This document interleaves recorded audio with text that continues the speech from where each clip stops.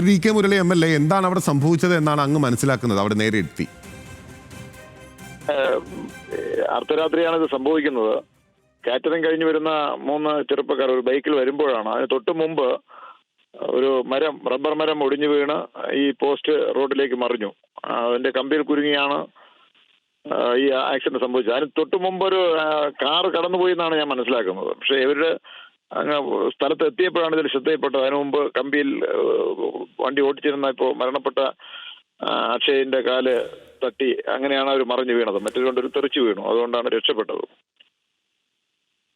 ഇപ്പോൾ ഇത് സംഭവമായി പോയി. ഇതിലിപ്പോൾ ആർക്കാണ് യഥാർത്ഥത്തിൽ പിശക് പറ്റിയത്? ഒരു ജീവൻ നഷ്ടമായല്ലോ. തീർച്ചയായിട്ടും അതിന്റെ പിശക് എങ്ങനെയാണ്, ഇതിന്റെ ഉത്തരവാദിത്വം ആർക്ക് എന്നുള്ളതിനെ സംബന്ധിച്ച് ഒരു സമഗ്രമായ അന്വേഷണം വേണം. ഞാൻ ഈ പോസ്റ്റിന്റെ കമ്പി ദുർബലമായ കമ്പിയാണ് എന്നുള്ള ഒരു അഭിപ്രായം ഒരു ചാനലുകാർ ഉൾപ്പെടെ ശ്രദ്ധയിൽപ്പെടുത്തി. ഞാനത് ഇലക്ട്രിസിറ്റി ബോർഡിന്റെ ചീഫ് എഞ്ചിനീയറോട് വിളിച്ചന്വേഷിച്ചു എന്താണ് ഈ പോസ്റ്റ് ഇങ്ങനെ ആയി പോയതെന്ന് ചോദിച്ചപ്പോൾ പോസ്റ്റ് റീകോസ്റ്റ് ചെയ്യുന്നത് ഇപ്പോൾ ഈ സ്റ്റീൽ കമ്പി ഇട്ടാണ്. അത് ബലക്ഷയം ഉണ്ടാകുന്ന രീതിയിൽ അല്ല എല്ലാ പോസ്റ്റുകളും അങ്ങനെയാണെന്നാണ് അവർ അഭിപ്രായപ്പെട്ടത്. ഇത് പർട്ടിക്കുലർ പോസ്റ്റിൽ അങ്ങനെ എന്തെങ്കിലും ബലക്ഷയം ഉള്ള തരത്തിലാണോ അതിന്റെ നിർമ്മാണം എന്നുള്ളത് അന്വേഷണത്തിലൂടെ മാത്രമേ നമുക്ക് കണ്ടെത്താനാവൂ. പിന്നെ നല്ല ടെമ്പറിലാണ് നിൽക്കുന്നത്. അതുകൊണ്ട് ഒരു ചെറിയ പ്രഷർ വന്നാലും ചില സന്ദർഭങ്ങളിൽ പോസ്റ്റ് ഒടിഞ്ഞു പോയേക്കാം എന്നതാണ് അവർ അഭിപ്രായപ്പെട്ടത്.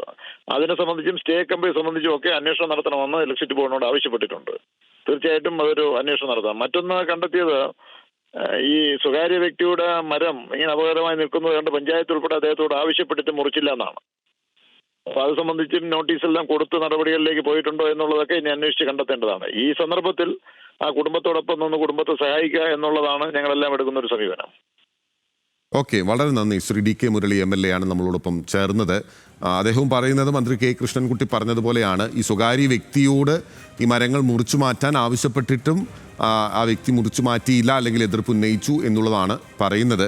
പക്ഷേ ആ വ്യക്തി അത് പൂർണ്ണമായും നിഷേധിക്കുന്നുണ്ട്. ചന്തു ചന്ദ്രശേഖർ ആ സംഭവസ്ഥലത്ത് നമുക്കൊപ്പം ചേരുന്നുണ്ട്. ചന്തു, ഇപ്പോൾ നാട്ടുകാരുൾപ്പെടെ വലിയ രോഷാകുലരായിരിക്കും. ഒരു ജീവൻ നഷ്ടമായിരിക്കുകയാണല്ലോ. യഥാർത്ഥത്തിൽ നഷ്ടമായത് തിരികെ നൽകാനാകില്ല. ഇപ്പോൾ എന്താണ് അവിടുത്തെ സാഹചര്യം?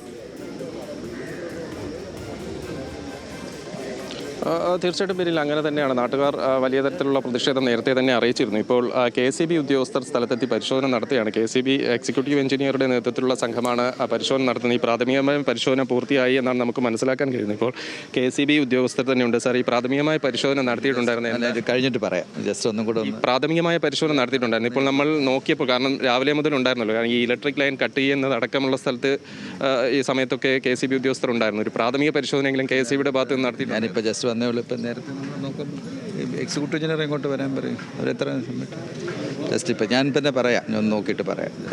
നേരത്തെ വന്ന് നോക്കിയപ്പോൾ എന്തായിരുന്നു അവസ്ഥ? ഈ പോസ്റ്റിൻ്റെ ബലക്ഷയം അടക്കം ഈ പ്രദേശവാസികൾ അത് പറയുന്നുണ്ട്. കാരണം നേരത്തെ തന്നെ അവരത് പറഞ്ഞിട്ടുള്ളതാണ്. ഒരു സ്റ്റേ ലൈൻ ഉണ്ടായിരുന്നില്ല. ഇത്തരം ആരോപണങ്ങളൊക്കെ നാട്ടുകാർ പറയുന്നുണ്ട്. അപ്പോൾ നിങ്ങൾ വന്ന് പരിശോധിച്ചപ്പോൾ എന്താണ്? കഴിഞ്ഞിട്ട് പറയാം.